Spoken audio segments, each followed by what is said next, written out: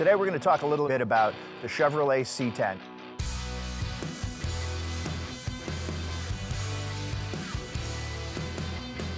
Hello everybody, it's Brian Barr from Streetside Classics in Charlotte.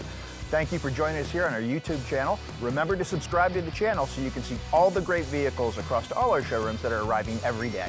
The Chevrolet C10, a ubiquitous truck that's been around for ages and really replaced the task force design and really is the truck that brought us into the modern era. Now there's so many variations of C10s, they're almost like pizza. And I don't want to start the pineapple belongs on pizza argument, but you can personalize these trucks any way you want. I have out here on my left a first gen C10. So these arrived in 1960 and ran through 1966. There's a couple different generational changes in them to the cab and so forth, but it's when the independent front suspension started and we really got our first more automotive and car-like features. And then they evolved into the second gen trucks, where we really added an element of luxury to the trucks. And this is, I believe, where the modern era of the trucks we drive and love every day and go to work in and use as daily drivers transitioned from the basic work truck. And you can get these in basic work trucks. A lot of different drivetrain variables over the years, lots of different options. On these early trucks, this one we have here is a small window cab, but they also had a big window cab. Some of the customizers are even out there putting the large windows in the smaller cabs. The second generation truck, this is a fully optioned Cheyenne. So this was the top of the line truck. Other than the two-tone paint, this one doesn't have too many options missing off the checklist. Let's take a look under the hood of this 72 C10. We have a basic 350 in here. This truck does have the original R12 style AC, power brake, power steering, very desirable options on these trucks, and it really impacts the value.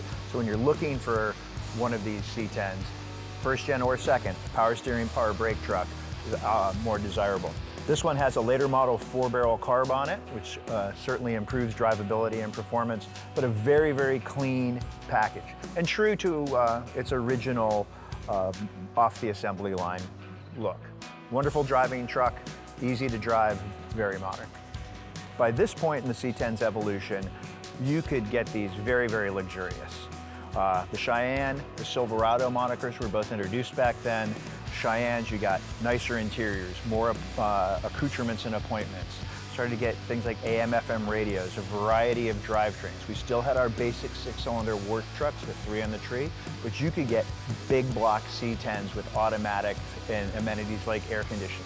That no one would have thought of that at the first generation of C10s, certainly coming out of the 50s in the task force era. It is a V8 truck. It's a 350 V8. This one is a manual. It's a 3-speed manual. Disc brake truck. Has the Cheyenne trim.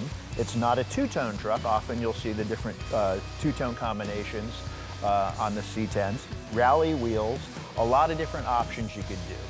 This is a truck that has been slightly customized, but it's very, very true to how it would have rolled off the showroom floor. There's a term we use now called day 2. You've probably all heard that. What would you have done on the second day after you got a new truck? Well, I get some wheels on it, I get a custom armrest, or maybe I put a cassette deck in it. Those are the kind of things in period mods that we're seeing guys and collectors kind of spike up and modify their trucks as well. Wonderful, great driving truck. You could daily drive a truck like this very easily.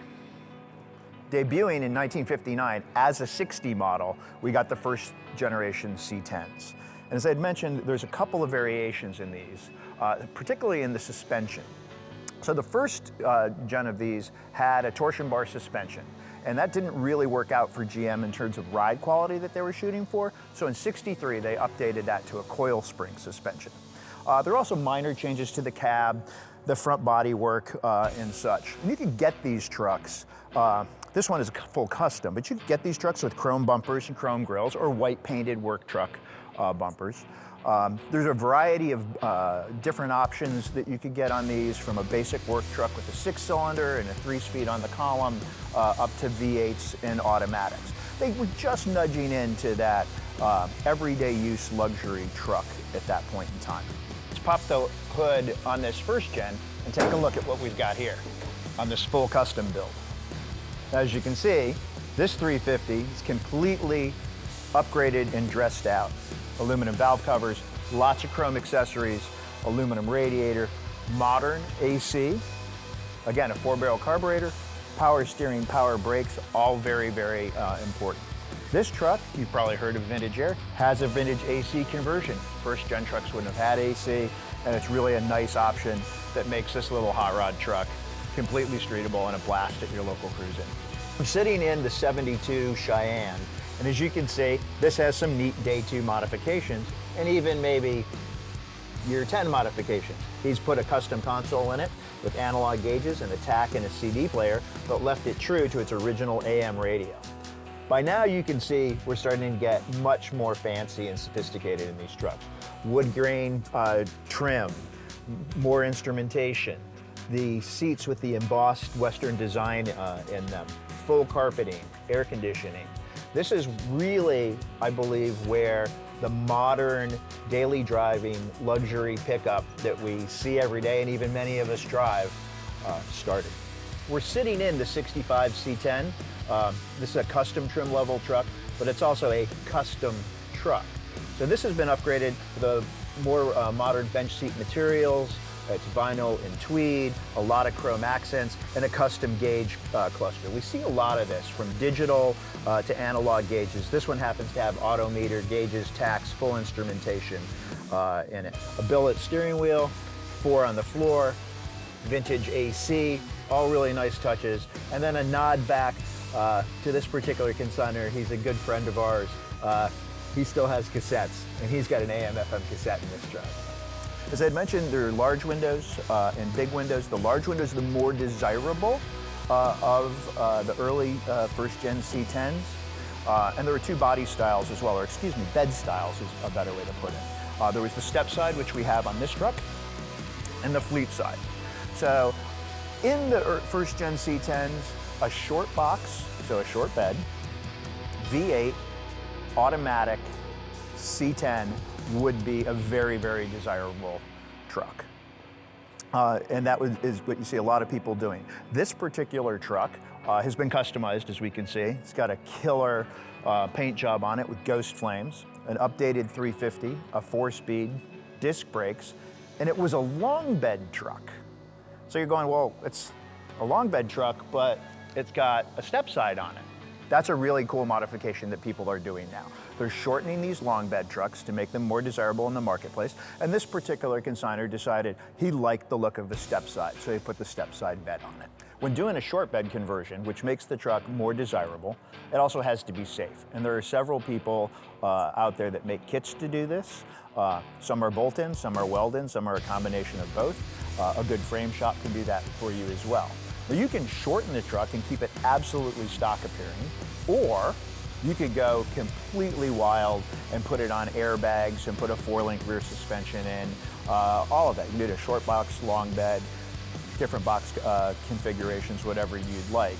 The trend and what's current very popular on both generations of truck is to shorten the frames, because the short box trucks are the more desirable, more popular for today's use and crowd. One thing that's very popular on the first gen C10s is to have a wooden bed. And that's what they came with. And you can go crazy in the finishes of your wooden bed. This has a beautiful oak bed, stainless steel strips and all. As you can see, it's a very old school liftgate, and it's just supported by a couple of chains, and it tips up and it tips down. Now when we move to the second gen trucks and you move to the fleet side trucks, you get obviously what we're all familiar with today, a more modern, traditional liftgate. You'll see a lot of guys put rhino liner in the back of these if they're going to use them. Some guys will finish out the beds, and some guys will do wood floors in them as well. But these generally were steel floored trucks. Why don't you take a guess and respond in the comments on what these 2 different generations of Chevrolet C10s are worth. The first gen versus the second gen. Our second gen trucks are a little more popular, but just like pizza, that's debatable if it's New York or Chicago. And remember to hit subscribe and check us out at streetsideclassics.com. We have lots of C10s across all our 6 locations.